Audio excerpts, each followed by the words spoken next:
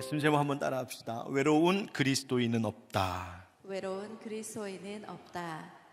우리가 지난 한 달 동안 또 주일에도 그렇고 금요기도의 시간에도 그렇고 올 한 해 우리가 어떤 비전으로 이 공동체가 나아가야 할까 하나님의 말씀을 듣고자 했습니다.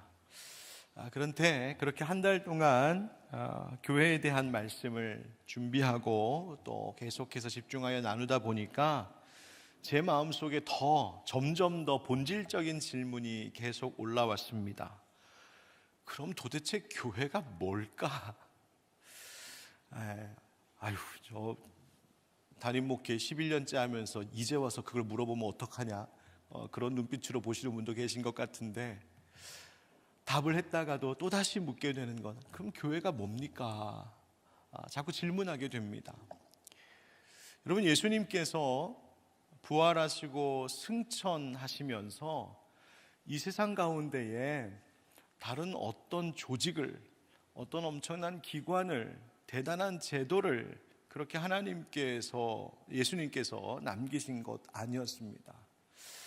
예수님께서 하늘로 승천하시면서 사랑하는 이 땅의 영혼들을 위하여서 예수님 남기신 것은 단 한 가지, 교회였습니다.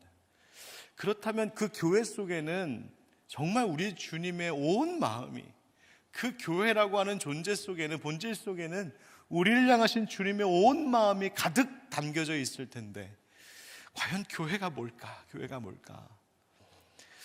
여러분, 사실 교회란 무엇일까라고 하는 이 질문에 대한 말씀을 나누다 보면 어쩌면 당장 내 상황, 내 현실적인 문제와 직접적인 관련이 없게 느껴질 수도 있을 것 같습니다.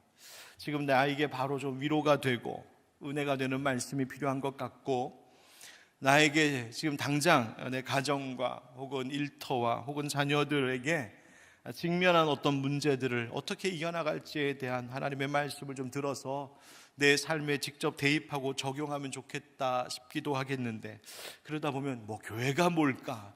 교회의 비전, 교회의 본질, 이런 이야기하면 왠지 맞는 말이긴 한데 좀 먼 이야기 같고 지금 당장 나랑 상관이 없는 것처럼 느껴질 수도 있을 것 같습니다.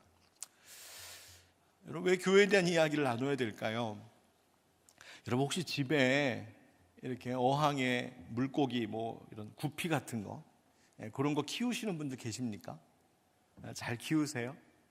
저도 몇 해 전에 완전히 그거 꽂혀가지고 열심히 키웠던 적이 있었습니다.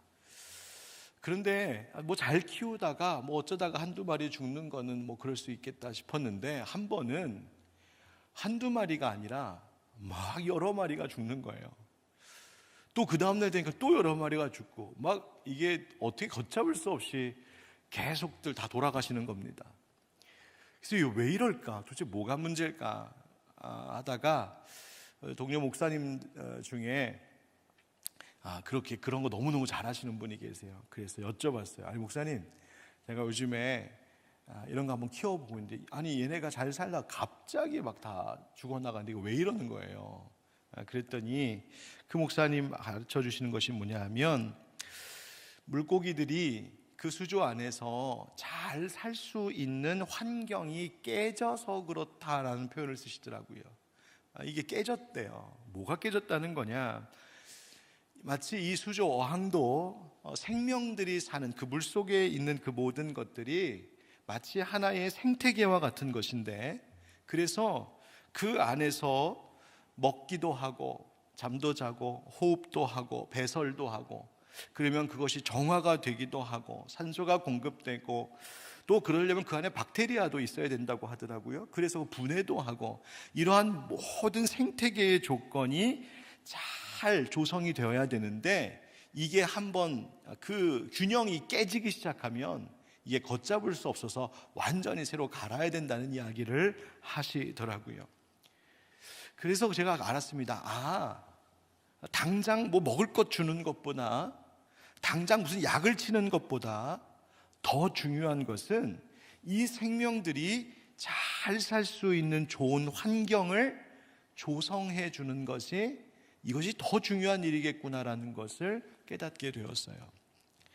여러분, 우리의 신앙생활도 그런 것 같습니다. 여러분, 그리스도인들이 그리스도인으로서 잘 사는데 필요한 환경이 뭘까? 결국 건강한 교회입니다.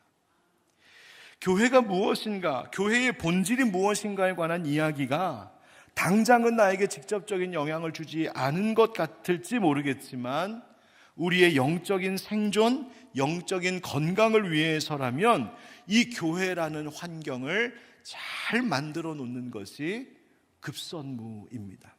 그래야 그 안에서 믿음 생활하는, 그 안에서 살아가는 우리 또한 잘 살 수 있습니다. 어려움을 극복해낼 힘을 얻을 수 있습니다.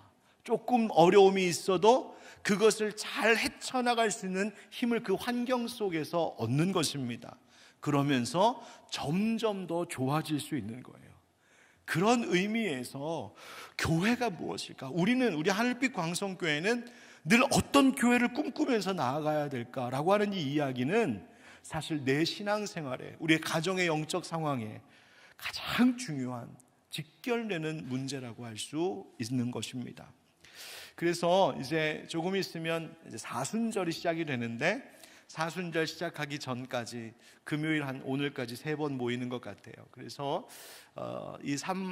세 주간 동안, 3주 동안에 오늘 방금 읽었던 에베소서 4장 1절부터 16절의 말씀을 가지고 교회가 무엇일까에 대한 이야기를 이 금요 기도의 시간에 조금 더 깊이 함께 나눠보려고 합니다. 그 첫 번째 주제가 바로 아까 제목으로 함께 따라해 주셨던 외로운 그리스도인은 없다라는 말입니다. 사실 이 제목에 여러분들이 의구심과 불만을 가질 수도 있으십니다. 제목이 혹시 별로 마음에 안 드는 분도 계실 수 있어요. 아니 목사님, 외로운 그리스도인이 없다니요. 목사님, 외로운 그리스도인들 많아요. 지금도 교회 안에서 혼자 버티면서 신앙생활하는 사람들이 얼마나 많은데 목사님 뭐 그런 말씀하십니까? 외로운 그리스도인이 없다는요. 맞습니다. 저도 공감하고 동의합니다. 현실적으로 보면 외로운 그리스도인들이 분명히 존재합니다. 교회 안에 있으면서 외로운 사람들이 있어요. 예배당에 앉아는 있지만 마음을 나눌 사람이 곁에 없고, 또 함께 마주보고 둘러앉아서 뭐 여러 신앙적인 이야기들을 나누기는 하지만 정작 내 삶 속에 있는 내 진짜 이야기, 내 마음 깊은 곳에 있는 진짜 이야기를 꺼낼 곳이 없는 그런 그리스도인들이 있습니다. 제가 신방을 다녀왔는데요, 어떤 분의 신방을 다녀왔는데 그분의 이야기를 한 2시간을 꼬박 앉아서 들었어요. 그런데 그분이 그 얘기 하시는 거예요. 목사님, 제가 이 이야기 하느라고 3년을 기다렸다고. 제가 너무 놀랐어요. 아이고, 3년 동안 이 이야기 목사한테 하고 싶어서 얼마나 힘드셨을까, 얼마나 마음의 외로움도 크셨을까, 그런 생각 했었어요. 그럼에도 불구하고 오늘 이 설교의 제목을 제가 외로운 그리스도인은 없다라고 붙인 이유는 우리의 이런 현실을 부정하려고 하는 것이 아니라 성경이, 복음이 말하는 그리스도인의 정체성을 오늘 말씀을 통하여 선언하듯 표현한 말입니다. 즉 그리스도인이란 본질적으로 혼자 존재하도록 부름받은 이들이 아니라는 것입니다. 즉 외롭다라는 말과 그리스도인이라는 말이 같이 연결되어서는 안 되는 존재다라는 말이에요. 여러분, 왜 그럴까요? 교회는 외로움이라고 하는 짐을 함께 서로 나눠지고 함께 하도록 부름받은 공동체이기 때문입니다. 그리스도 안에 있다는 것 자체가 벌써 혼자가 아니라는 거예요. 여러분, 우리가 그리스도인이라고 말하는 것 그 자체가 나는 그리스도의 몸에 붙여진 존재, 그리스도라고 하는 포도나무 줄기에 접붙여진 가지, 성령 안에서 나는 연결된 존재라는 것을 의미합니다.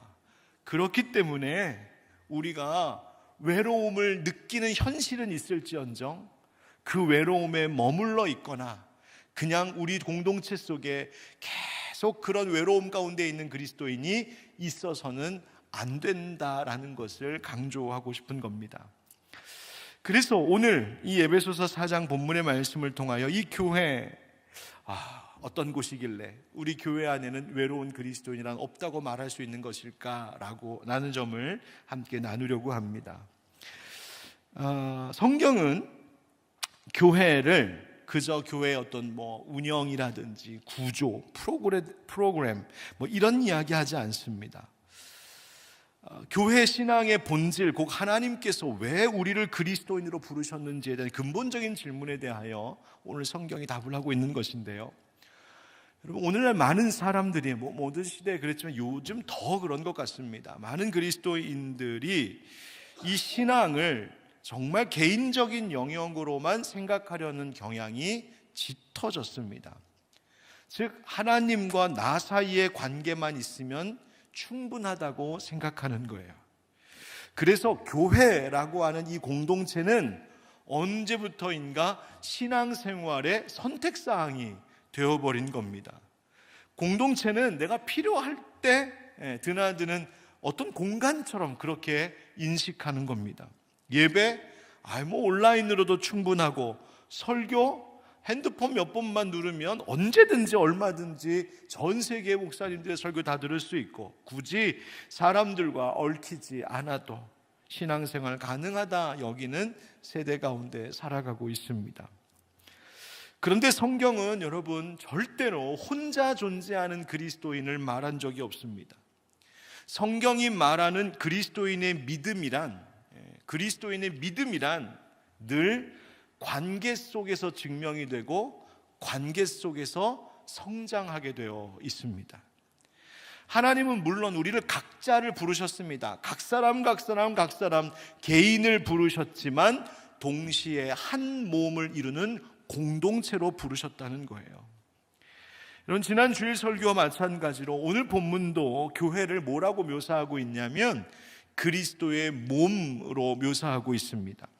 교회의 정체성, 교회의 목적, 또 그 안에서 성도들이 어떻게 살아가는 것인가를 바로 몸으로 비유하여 설명하고 있는 말입니다. 도대체 교회는 뭘까? 이제 하나씩 생각해 보려고 합니다. 한번 따라합시다. 교회는 이미 하나 되게 하신 공동체입니다. 교회는 이미 하나 되게 하신 공동체입니다. 사도 바울이 에베소 교회 성도들에게 말합니다. 에베소 교회에는 헬라인, 유대인들 섞여 있는, 그렇게 다양한 사람들이 섞여 있었던 공동체일 텐데, 그 교회 성도들에게 오늘 말씀 3절과 4절 이렇게 말합니다. 우리 3절 4절 같이 읽어볼까요? 시작. 평안에 매는 줄로 성령이 하나 되게 하신 것을 힘써 지키라. 몸이 하나요 성령도 한 분이시니 이와 같이 너희가 부르심의 한 소망 안에서 부르심을 받았느니라. 아멘. 여러분, 이 말씀에서 물론 중요한 표현들이 다 있겠지만 오늘 주목하려고 하는 표현이 무엇이냐면 부르심을 받았느니라 라고 하는 말입니다. 여러분, 부르심을 받을 것이라고 말씀하십니까? 아니면 이미 부르심을 받았다 하십니까? 받았다 하시죠. 이 부르심을 받았느니라 라고 하는 이 동사가 에클레데테라고 성경에 헬라어로 되어 있는데, 여러분 어디서 좀 많이 들어보신 것 같지 않으세요? 교회를 헬라어로 에클레시아라고 말합니다. 그러니까 이 에클레시아라고 하는 교회라는 단어의 또 변형이 에클레데테, 부름을 받았다라는 말입니다. 그러니까 교회는 부름받은 존재라는 거예요. 하나님께 부름받은 존재. 여러분 보십시오. 바울은 지금 성도들에게, 여러분, 에베소 교회 성도 여러분, 이제부터 하나가 되셔야 합니다. 이제부터 우리가 하나가 되도록 애써 봅시다. 이렇게 이야기하고 있지 않습니다. 이미 한 소망 안에서 하나로 부르심을 받았기 때문에, 이미 우리는 그리스도인으로 부름받는 순간 그리스도의 한 몸으로 부름받았기 때문에 오히려 그 하나됨을 힘써 지켜야 한다고 성경은 이야기하고 있는 거예요. 여러분, 지난 주일 말씀처럼 몸의 각 지체는 모양도 다르고 기능도 다르죠. 그러나 결코 분리될 수 없는 존재라 했습니다. 손이 갑자기 발에게 야 나는 너랑 상관없으니까 너 저리 가 할 수 없고, 눈이 귀에게 나 너 필요 없으니까 떨어져 나가 그럴 수 없는 것처럼, 그렇게 어느 한 지체가 영광을 얻으면 몸이 같이 영광을 얻고, 어느 한 지체가 아프면 고통을 당하면 온 몸이 함께 고통을 겪는 것, 바로 그것이 교회라 했습니다. 여러분, 몸과 마찬가지로 교회가 그렇습니다. 우리의 신앙의 배경이 다르고 자라온 환경도 다르고 우리의 성격과 성향이 다를지라도 성경은 이미 선언하고 있습니다. 예수 그리스도 안에 있는 우리는 이미 한 몸이라고요. 이것은 부인할 수 없는 일입니다. 여러분, 교회에 내가 등록했기 때문에, 하늘빛 광성교회에 등록했기 때문에 한 몸이 된 것이 아니랍니다. 내가 예수 그리스도를 구주로 고백하는 그 순간부터, 내가 예수님을 영접합니다 하는 그 순간부터 우리는 서로에게 서로가 속한 하나 된 존재가 되었다는 말입니다. 그래서 교회라고 하는 공동체는 내가 신앙생활하면서 선택할 수 있는 문제가 아닙니다. 선택적인 소속의 문제가 아니라 필연적으로 연결된 관계라는 말입니다. 여러분, 내가 원하지 않는다고, 내가 선택하지 않았다고 나는 교회와 상관없어 라고 그리스도인이 말할 수 없다는 거예요. 내가 필요할 때만 찾는 모임이 교회가 아니라 이미 내 삶에 깊숙이 연결되어 있는 생명의 공동체가 교회인 겁니다. 마치 이런 것과 같습니다.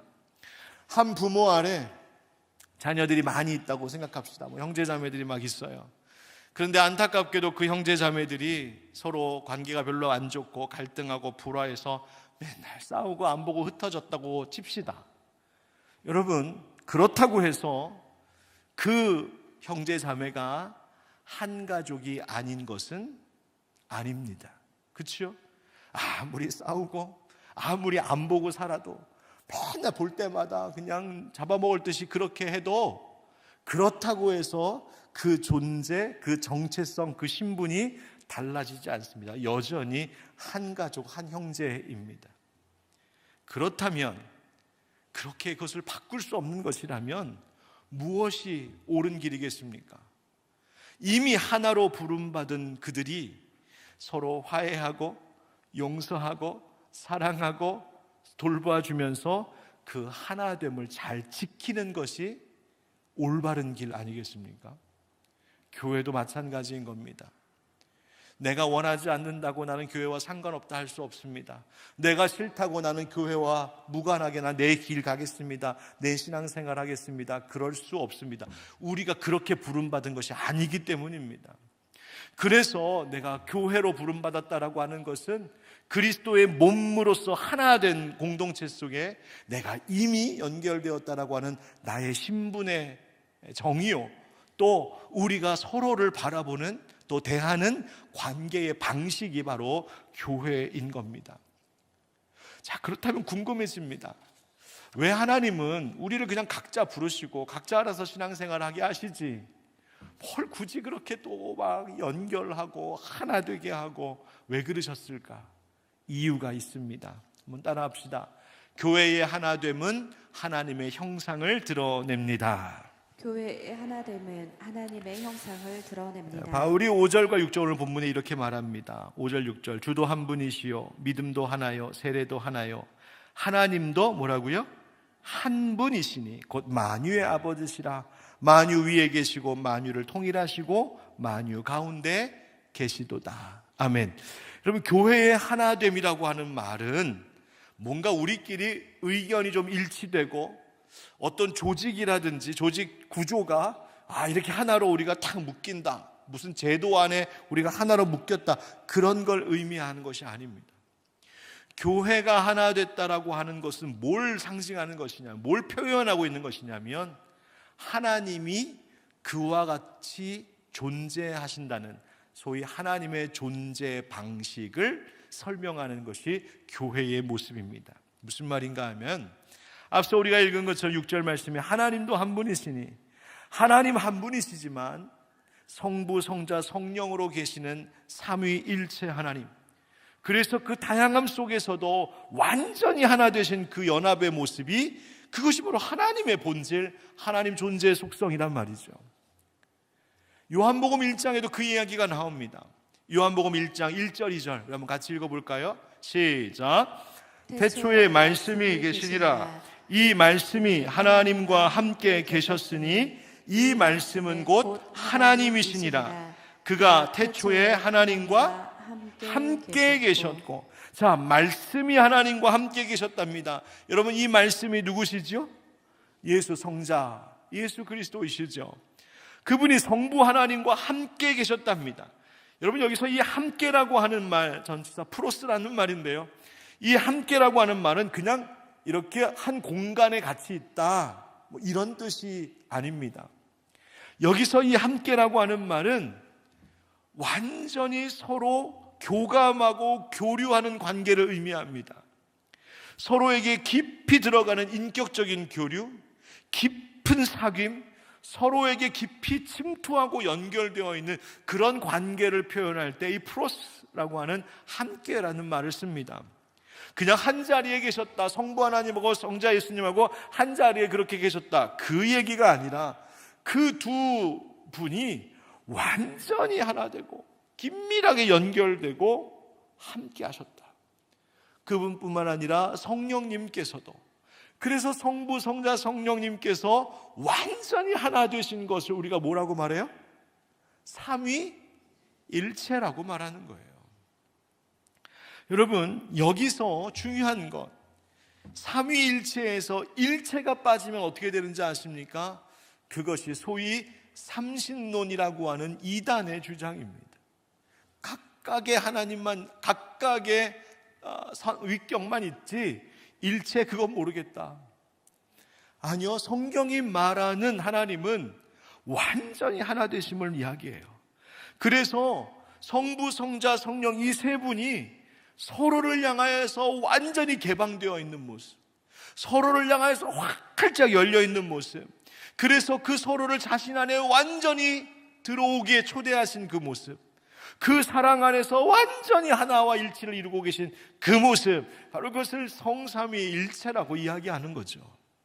자, 그런데 교회가 바로 그와 같은 성삼위일체 하나님의 본질을 드러내도록 우리를 지으셨다는 겁니다.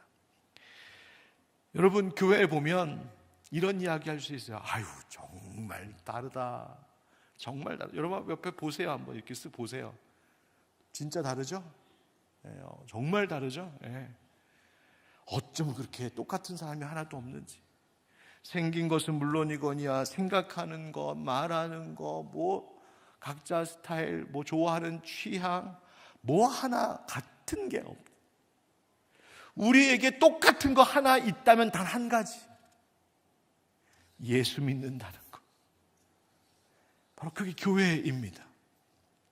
여러분, 예수님의 제자들 너무너무 다른 사람들이었어요. 얼마나 달랐냐면 예수님의 12 제자들은요, 정치 성향도 달랐어요.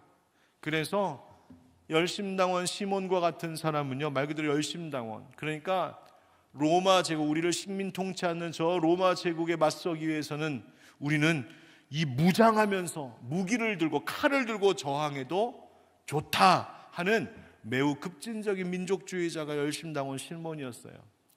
그런데 그 똑같은 공동체, 예수님의 제자들 무리 속에 누가 있었냐면 마태, 레위가 있었어요. 뭐 하던 사람이에요? 세리였어요. 그 로마 제국의 앞잡이, 그 로마 제국에게 자기 동족에게서 정말 그 열쇠를 뺏어다가 그 민족, 그 제국에다 바치던, 그래서 동족들은, 유대인들은 저 매국노, 저 배신자라고 불리울 만한 세리 역할을 하던 마태. 정치적 성향이 완전히 극과 극이었어요. 근데 그게 같이 한 공동체였어요. 사회적인 위치도 달랐어요. 베드로, 안드레, 야고보, 요한 다 모아둔 사람이죠. 갈릴리에서 물고기 잡던 어부들이었어요. 뭐 정규 교육, 뭐 종교 교육 이런 것과 무관한 사람들. 반면 앞서 말했듯이 마태 같은 사람은요, 소위 배운 사람, 로마 행정에도 익숙한 사람이고 숫자 세는 데 익숙한 사람이고 세상 보는 눈이 달랐던 사람이에요. 근데 그들이 같이 했어요. 성격도 달랐어요. 여러분, 베드로는 보통 어떤 성격으로 여러분 이해하세요? 아주 열정적이고, 그죠? 뜨겁고 행동파고.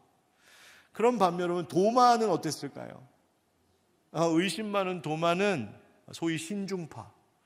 한번 다시 좀 생각해 보자. 아마 도마는 T였어요, T. 베드로는 F. 그랬을 것 같아요. 또 야고보, 요한은요, 누가 더 큰지, 누가 우편에, 누가 예수님 좌편에 앉을까, 그 생각하던 야망 있는 사람들이었어요. 성향도 달랐어요. 예수님을 바라보는 이해도 달랐어요.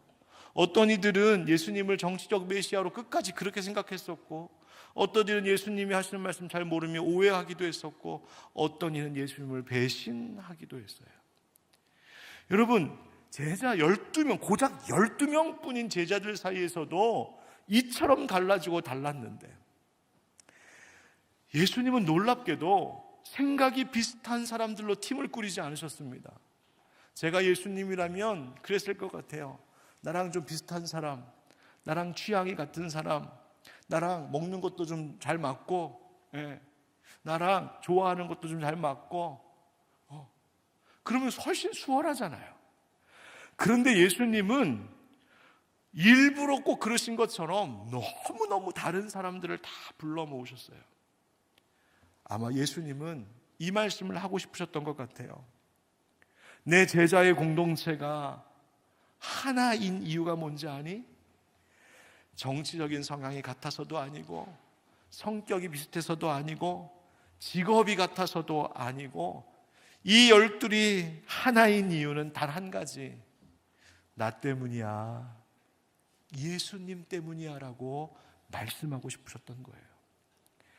여러분, 이 제자 공동체 아마 불편한 관계였을 것이고요, 충돌도 많았고 자주 싸울 만한 모습이었지만, 그런 그 자리에서 하나됨이 무엇인지를 배우게 하고, 하나된 교회가 무엇인지를 가르쳐준 공동체가 바로 제자 공동체였어요. 그러니까 바로 그 모습을 통하여서 하나님이 어떤 분이신지를 설명했던 것이죠. 여러분, 다양함. 여러분, 꽃밭 이제 좀 있으면 빨리 봄이 와야 될 텐데, 여러분, 호수공원에 꽃이 막 피면 한번 상상해 보셨어요? 호수공원 전체 여기서부터 저기까지 다 똑같은 꽃만 펴 있다고 생각해 보셨어요? 어떨 것 같아요? 아유 지루해. 그런데 호수공원의 꽃이 예쁜 이유가 있어요. 어쩜 그렇게 잘 섞였는지. 여기 가면 이 꽃 보이고 저기 가면 저 꽃 보이고, 그래서 아름다운 거예요. 여러분, 오케스트라에 수십 명의 연주자들이 연주하는데 다 똑같은 악기 들고서 연주한다고 생각해 보세요. 얼마나 재미없어요. 다양한 악기들로 화음을 이루어내니 아름다운 거예요. 제가 얼마 전에 어떤 영상을 봤는데요, 사람의 목소리도 그렇더군요. 우리가 예를 들어 도 하고 음을 내잖아요. 그럼 그 음을 음성학적으로 쫙 분석을 하면 도 하는 우리 귀에 들리는 그 음만 있는 게 아니라 세상에 수십 개의 음역으로 쫙 갈라지는 거예요. 사실은 막 내 목소리에 낮은 음도 있고요, 높은 음도 있고 중간 음도 있고 수십 개의 음파가 쫙 나오는데, 그 음파가 아주 절묘하게 딱 같이 맞춰지면서 한 소리로 상쇄가 되기도 하고 조화를 이루기도 하고, 그러면서 아 하는 하나의 음으로 들리는 거예요. 나는 우리 하나님이 사람 만드신 거 보면 난 너무너무 신기해요. 분명히 한 음으로 들리는데 분석해서 나눠보면 여러 소리가 한꺼번에 나오는 게 조화를 이루어서 한 음으로 들리게 하신 거예요. 여러분, 우리 교회 잊지 말고 여러 다양함 속에서도 예수 그리스도라고 하는 그 하나의 공통점, 그 하나의 기준 때문에 우리가 그것 때문에 아름다울 수 있는 한 몸 된 교회임을 잊지 않고 교회 생활할 수 있기를 주의 이름으로 축복합니다. 그렇다면 이와 같은 다양함 속에서 때로는 피할 수 없는 갈등도 일어나고 충돌도 일어나잖아요. 이건 어떻게 우리가 받아들이고 이해해야 할까요? 한번 따라하겠습니다. 교회는 복음이 경험되는 곳입니다. 자, 여기서 중요한 말은 경험되는 곳이라는 말이에요. 교회는 복음을 말로 설명하는 곳이 아니라는 뜻입니다. 1900년도에 1906년에 당시에 태어난 그래서 일찍 돌아가셨죠.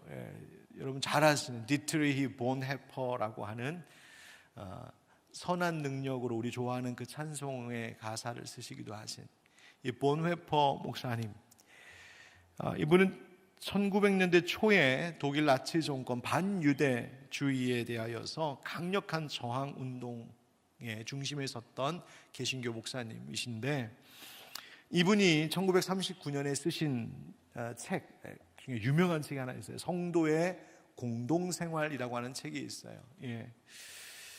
이 성도의 공동생활을 보면 성도들의 기도, 또 개인의 고백, 또 특별히 이제 그리스도인의 공동체 생활에 대한 것에 설명을 하시는데, 이분이 뭐라고 말하냐면 우리가 함께 공동체로 함께 교회를 이루어서 함께 믿음 생활하면서 받는 상처도 있고, 또 서로에 대한 어떤 기대감도 있지만 그 기대가 깨지는 실망도 있고, 또 공동체 안에 여러 불화와 갈등도 있는데, 이것이 다 사실은 하나님이 우리에게 주시는 은총입니다. 그렇게 말합니다.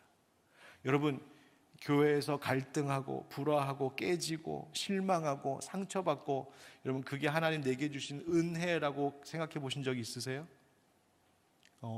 쉽지 않죠. 그런데 이 목사님은 그렇게 설명해요. 이유가 있습니다. 왜?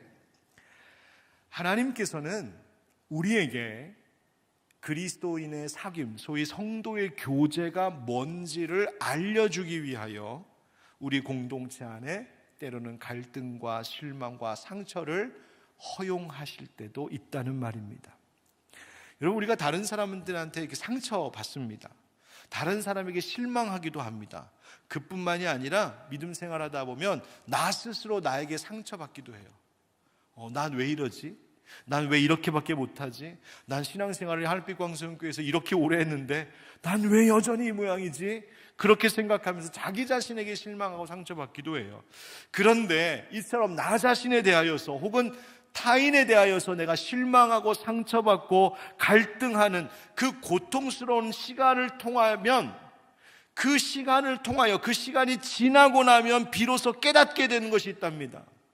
그것이 뭐냐면 하나님이 진짜 원하시는 그리스도인의 교제, 하나님이 정말 원하시는 우리 안에 참된 사귐이 무엇인지를, 그리고 그렇게 되려면 우리가 어떻게 해야 되는지를 그 고통의 시간을 지나고 나면 비로소 깨달아지게 된답니다. 진짜 그래요. 진짜 그래요. 그래서 오히려 우리에게 때로는 공동체 안에 갈등도 실망도 깨짐도 불화도 있지만, 그러나 그것을 통하여서 하나님의 우리를 향한 마음을 더 깊이 알아갈 수 있기 때문에, 알게 되기 때문에 오히려 때로는 그 공동체 안에 있는 아픔이, 우리의 다름으로 인한 그 갈등이 사실은 하나님 우리에게 주시는 은총의 수단이라고 말하기도 합니다. 여러분, 제가 이 책 읽고 또 우리 교회 개척하면서 마음속에 그래서 다짐했던 것이 하나 있어요. 교회 안에 어려움이 있을 수 있습니다. 불화도 있고 갈등도 있고, 때로는 어떤 이유는 다양하겠지만 우리 교회를 떠나시게 되는 분들도 계세요. 제가 4가지를 결단한 게 있어요. 첫 번째는 뭐냐면, 최선을 다해서 기도하고 설득하되 떠나시면 내가 정말 기쁜 마음으로 축복하면서 보내드려야지. 축복하면서 보내드려야지. 여러분, 혹시 이 중에 교회를 떠나길 원하시는 분 계시다면 저한테 꼭 축복기도 받고 가세요. 제가 뭐라고 안 그래요. 축복하고 보내야죠. 두 번째 결단했어요. 떠나시고 나면 그분에 대해서 절대로 뒤에서 비난하지 말아야지. 남아있는 성도들과 이야기할 때에도 그분에 대해서 절대로 부정적인 이야기 안 해야지. 세 번째, 혹시 우연히 일산에 살다 보면 만날 수 있잖아요. 떠난 분을 혹시라도 다시 만나게 되면 얼마든지 안아주고 반갑게 맞이해줘야지. 혹시 교회 앞을 지나가시면 안으로 모셔드려서 차라도 대접해야지. 네 번째, 혹시 이 교회로 다시 돌아오시게 되면 과거를 묻지 말아야지. 그때 왜 그랬어요? 그런 거 안 물어봐야지. 왜? 그게 하나님이 기뻐하시는 교회의 모습인 것 같았어요. 그냥 덮어주고 안아주고, 아유, 그럴 수 있죠. 끌어안아주는 그 마음. 여러분, 우리 하늘빛 광성교회가 서로의 다름, 또 다름 때문에 찾아오는 갈등과 상처가 혹 있다 할지라도 그것으로 인하여 우리가 더욱더 성숙해지고, 그것으로 인하여 하나님이 원하시는 그리스도인의 사귐이 뭔지를 깊이 깨달아 아는 우리 모두가 되기를 예수님의 이름으로 축원드립니다. 그것을 경험하는 거예요. 아, 그게 사랑이구나, 그게 복음이구나, 그게 하나님의 사랑이구나를 경험하는 것이 교회예요. 그래서 정리하면 이렇게 정리해 볼 수 있을 것 같습니다. 잘 들어보세요. 우리의 하나됨은 우리를 통해 하나님의 형상이 나타나는 것이고, 그 안에서 예수님의 복음과 하나님의 사랑을 경험하게 되는 것입니다.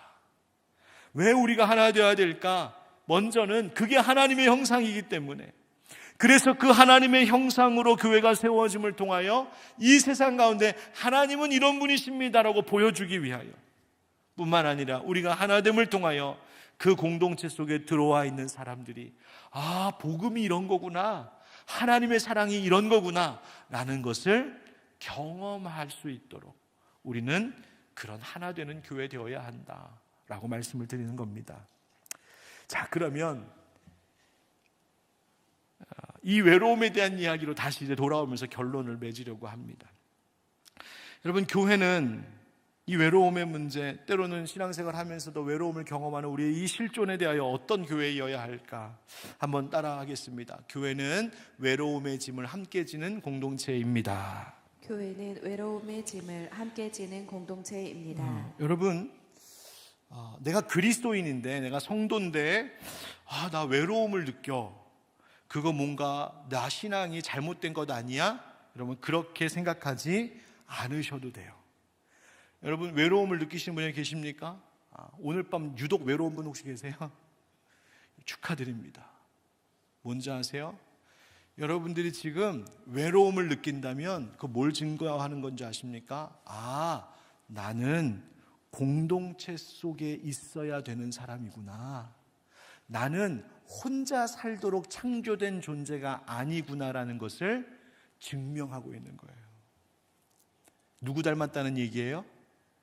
하나님 닮았다는 얘기예요. 하나님이 우리를 하나님의 형상대로 지으셨기에 우리는 혼자 존재할 수가 없어요. 혼자 살아갈 수가 없어요. 그래서 외로움이 느껴지는 거예요. 여러분, 오늘 밤에 혹시 집에 돌아가셨는데 나 너무 외로워. 기뻐하십시오. 기뻐하십시오. 나 하나님 닮았구나. 그래, 나는 하나님과 함께하고 하나님의 사람들과 함께해야 되는 사람이구나. 이런 거 기뻐하세요. 두 번째, 종종 함께 공동체를 생각할 때 우리는 자꾸 어떤 기대가 있냐면 완벽한 공동체를 기대해요. 흠도 없고, 또 나의 모든 것들 다 받아줄 수 있고, 나의 모든 걸 다 맡겨도 전혀 문제가 없어요. 어떤 완벽한 공동체를 기대해요. 그러다가 상처받는 거죠. 그것이 반복되다 보면 그래서 내가 공동체 속으로 안 들어가려고 그래, 이런 이야기 하는 거죠. 여러분, 그 외로워지는 거예요. 불완전할지 모르겠지만 사람들과 성도들과 관계를 시작하셔야 됩니다. 나도 불완전하고요, 너도 불완전해요. 그러나 그 불완전한 관계 안으로 들어서는 용기가 믿음으로 필요합니다. 도대체 그 용기의 근거는 뭐냐? 바로 주의 이름으로 모이는 곳에 함께 계시는 우리 주님 때문에, 그 주님이 그와 나 사이의 중보자가 되어주시고, 그와 나 사이의 화해자가 되어주시고, 그와 나 사이의 다리가 되어주셔서 우리를 연결시켜 주시기 때문에, 바로 그것이 그리스도의 몸된 교회예요. 예수님이 우리의 공통 분모가 되어주시는 거죠. 그러니까 여러분, 조금 부족하고 못 믿었다 싶어도 여러분 그 관계 속으로 예수님 믿고 들어갈 때에 거기에서 주님이 우리를 만지시는 놀라운 역사가 교회 생활 가운데 있게 될 줄 믿습니다. 마지막으로 그 외로움을 이기고 하나됨을 위해서는 분명 뭐가 필요하냐면 나의 힘씀이 필요해요. 그냥 되는 것 아니란 말입니다. 오늘 말씀의 1절부터 3절 말씀입니다. 우리 1절부터 3절 한번 같이 다시 읽어볼까요? 시작. 그러므로 주 안에서 갇힌 내가 너희를 권하노니 너희가 부르심을 받은 일에 합당하게 행하여 모든 겸손과 온유로 하고 오래 참음으로 사랑 가운데서 서로 용납하고 평안에 매는 줄로 성령이 하나 되게 하신 것을 힘써 지키라. 아멘. 1절에 바울이 너희가 부르심을 받은 일, 주님께서 너희를 하나로 부르신 일에 합당하게 행하라, 합당하게 반응하라는 거예요. 어떻게 하는 것이 합당한 겁니까? 먼저 겸손해야 돼, 서로에게 온유함으로 대해야 돼, 오래 참아야 돼, 사랑으로 용납해야 돼, 너그럽게 받아줘야 돼. 그리고 이렇게 성령께서 우리를 하나 되게 하신 것을 힘써 지켜야 된다고 이야기합니다. 여기서 힘써 지키다는 말이 있는데 그 말을 이렇게 들여다보니까 어떤 뜻이냐면 그냥 한번 힘써보고 안 되겠다 싶으면 끝나는 게 아니라 힘썼는데 안 되면 또 힘쓰고, 지켜보려고 했는데 이번에 안 지켜졌으면 다시 한번 도전하고, 계속해서 포기하지 않고 힘써 지키는 것을 강조하는 표현이에요. 여러분, 우리 교회가 하나됨을 잘 지키다가 어느 순간 누군가를 외롭게 만들기도 하고 상처를 주기도 하고 깨지고 갈등하게 되는 순간들도 교회 역사 가운데 늘 있어요. 그러나 여러분, 성령께서 하나 되게 하신 그 일을 계속해서 포기하지 않고 또다시 힘써 지킴으로 그 하나된 모습에, 그 부르심에 합당하게 행동하는 우리 하늘빛 광성교회가 되기를 주님의 이름으로 축원드립니다. 그래서 우리 함께 믿음 생활하는 이들 가운데에 어느 누구도 외롭다 느껴지는 자가 없도록, 외롭게 보여지는 자를 방치하는 일이 없도록, 그렇게 함께 그 외로움의 짐을 나누어 지면서 하나님의 아름다운 형상을 일구어가는 우리 하늘빛 광성교회 되기를 구주 예수 그리스도의 이름으로 축원드립니다. 아멘.